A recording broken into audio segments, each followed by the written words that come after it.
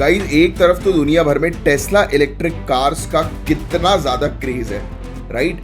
और पता है आपको, दूसरी तरफ अमेरिका और यूरोप में लोग इन्हीं टेस्ला कार्स को जला रहे हैं। आखिर इलॉन मस्क के साथ ऐसा क्या हो रहा है जो उनको एक दिन में हजारों करोड़ का नुकसान हो रहा है? क्या टेस्ला इंडिया में एंट्री लेने वाली है?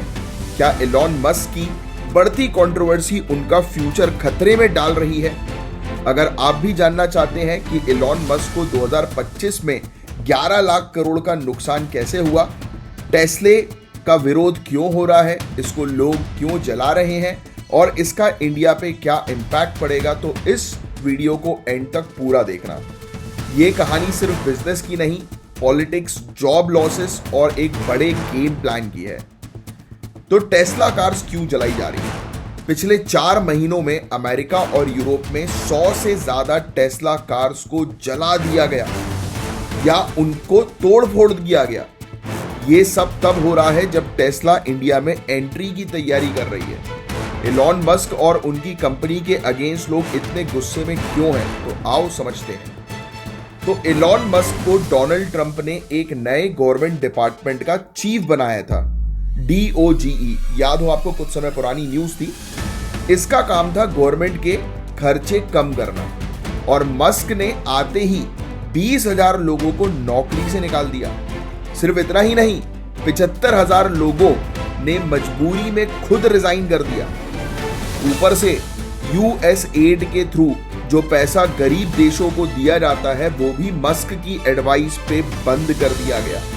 इस वजह से लोग इलॉन मस्क और टेस्ला के अगेंस्ट हो गए। दूसरा, इलॉन मस्क के पॉलिटिकल कनेक्शंस भी उनके अगेंस्ट काम कर रहे हैं। यूके में उन्होंने किंग चार्ल्स से पार्लियामेंट भंग करने की मांग करी। जर्मनी में उन्होंने राइट विंग पार्टी AFD का सपोर्ट किया। फ्रांस में मैक्रोन ने मस्क पर इंटरनेशनल रिएक्शनरी मूवमेंट को सपोर्ट करने का इल्जाम लगाया।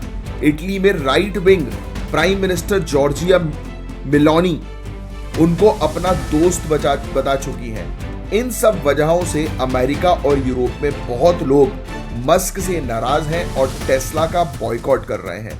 मतलब कि मस्क का जो पॉलिटिकल कनेक्शन है वो उन पर भारी पड़ गया है। टेस्ला ने गाइस फरवरी में अपनी ऑटोनॉमस ड्राइविंग रिसर्च एजेंसी में 4% लोगों की छटनी कर दी, नौकरी से निकाल दिया। हजारों लोग बिना किसी नोटिस के निकाल दिए गए।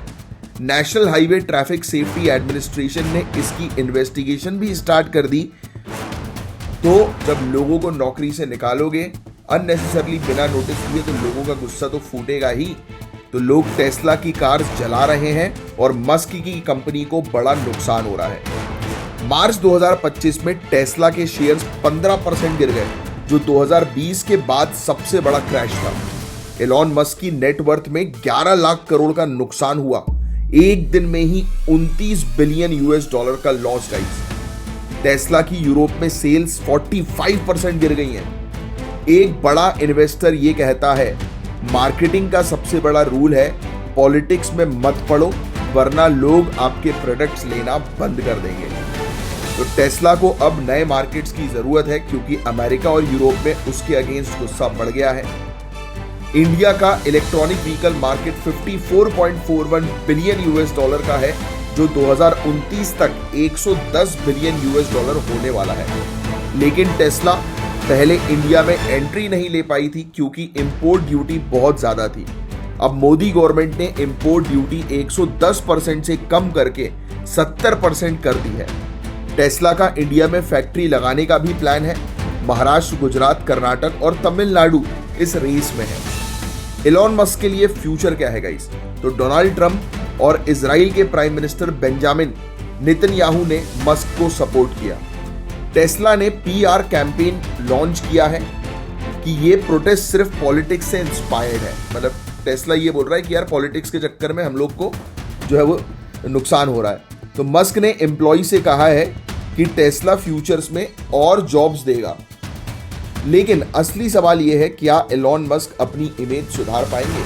क्या टेस्ला इंडिया में सक्सेसफुल हो पाएगी या फिर BYD जैसी चाइनीज कंपनीज टेस्ला को पीछे छोड़ देंगी?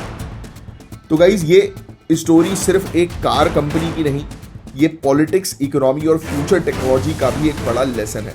आपको क्या लगता है, क्या एलॉन मस्क वापस ऊपर आ सकेंगे या फिर टेस्ला का फ्यूचर खतरे में है?